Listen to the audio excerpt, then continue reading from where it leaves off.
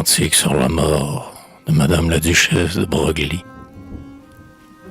Quand le printemps mûrit l'herbe, qui porte la vie et le pain, le moissonneur liant la gerbe l'emporte à l'air du bon grain.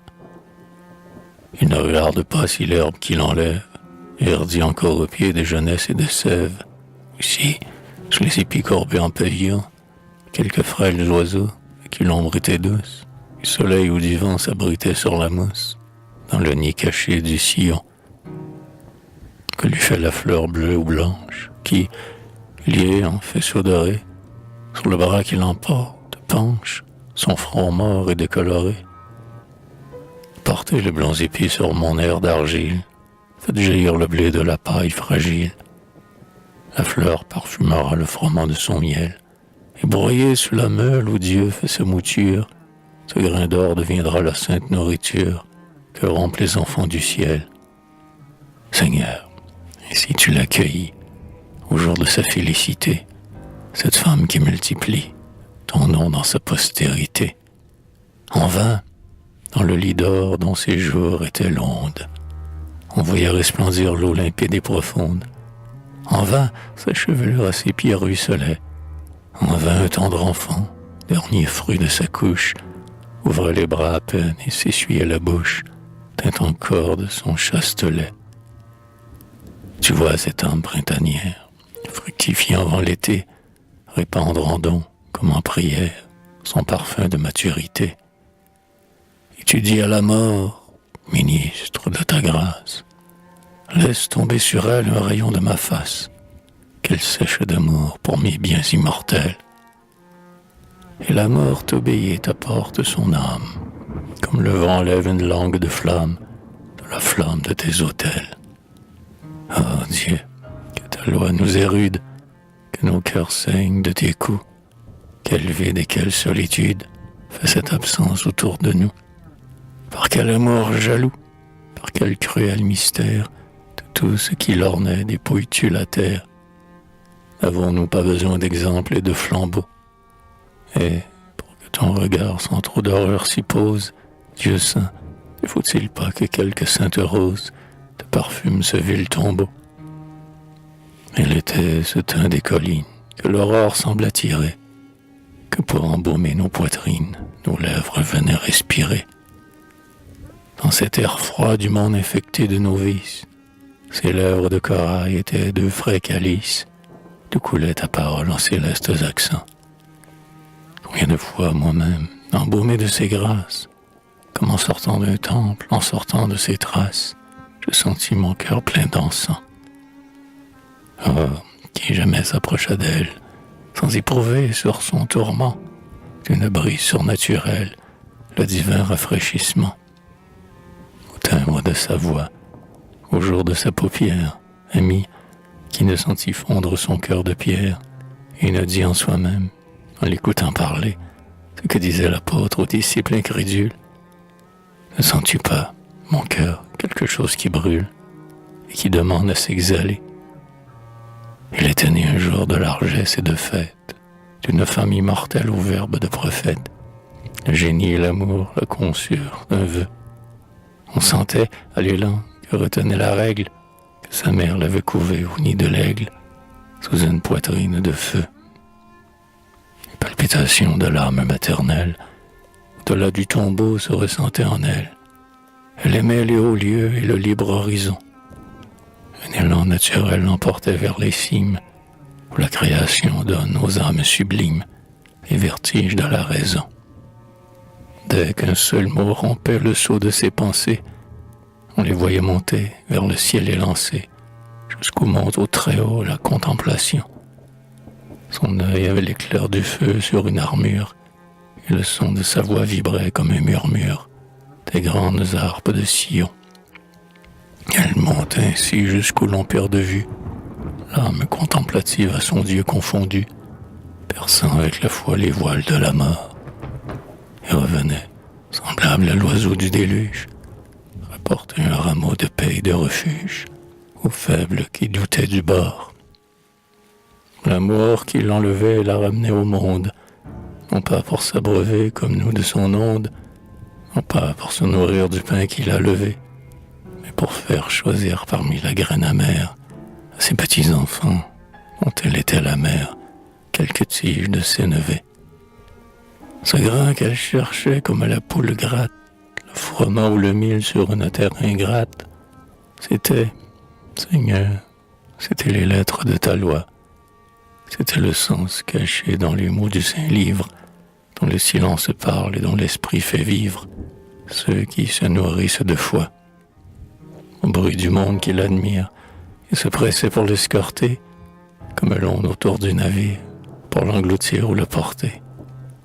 Au nœud d'une gloire importune, qui l'enchaînait à sa fortune, elle, éprise d'autres trésors, à l'œil de l'amitié ravie, qui regarde luire sa vie, humble dans un chandelier d'or. Au roulis inconstant de l'onde, le souffle orageux des airs l'agitait sur la mer du monde, la lueur de nos éclairs. À ces foudres, à ces naufrages, qui jettent sur tous nos rivages, nos respects avec nos débris. Ces tempêtes populaires, qui font sombrer dans leur colère ceux que soulevait leur mépris.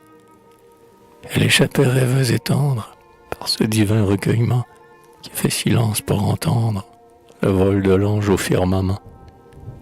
Grâce au bras que son Christ lui prête, elle marchait sur la tempête, sans tremper ses pieds au milieu. Et cette figure céleste, esprit et corps, n'était qu'un geste qui foulait l'onde et montrait Dieu. Quelle ombre du Très-Haut sur elle, quelle auguste et sainte pudeur, comme un séraphin sous son aile, la revêtait de sa splendeur. Comme toute profane idée, disparaissait intimidée sous le rayon de sa beauté. Comme le vent de pure flamme balayait de devant cette âme toute cendre de volupté. Ton amour, ô Seigneur, est dans l'amour suprême, l'amour de ces enfants qui le chrétien t'aime. Sur leur cœur ulcéré cette huile de ta foi, ces aumônes d'esprit en page de ta loi. Ces pains multipliés pour nourrir leur misère, ces conversations la nuit avec ses frères, pour charmer leur exil en se parlant de toi. Ces cœurs fertilisés se fondant en prière, aux hymnes du prophète roi, c'était là de ces nuits les voluptés sévères. Anges qui les voient liés, oh redites-les-moi. Dites, oiseaux évangéliques, passereaux du sacré jardin, dont les notes mélancoliques chantent les flots du Jourdain. Sainte colombe de ces saules, qui, joignant vos pieds de rubis, veniez percher sur les épaules du pasteur des douces brebis. Oiseaux cachés parmi les branches, sur les bords du sacré vivier, qui couvrez de vos ailes blanches le térébinthe et l'olivier. Vous qui même à son agonie, accourant sa sainte voix, veniez mêler votre harmonie au gémissement de sa croix. Dites quel amoureux message, ou de tristesse ou de douceur, du désert et des saints rivages, vous apportiez à cette sœur. Dites quel sein de pensée sous l'arbre de la passion. Dites quelles larmes versées sur la poussière de Sion. Vous remportiez sur les racines du jardin des saintes douleurs et vous versiez dans les piscines où Jésus répandit ses pleurs. Ces colombes un jour aux rives immortelles amenèrent d'ici cette sœur avec elle pour goûter, ô Seigneur, combien ton ciel est doux. Elle alla se poser sur les rosiers mystiques que le Siloé baigne au jardin des cantiques et ne revint plus parmi nous. Elle n'est plus, le jour a pâli de sa perte, où son cœur comblait tout, que la place est déserte. Berceau de ses enfants, maison de son époux, seuil des temples sacrés où pliaient ses genoux.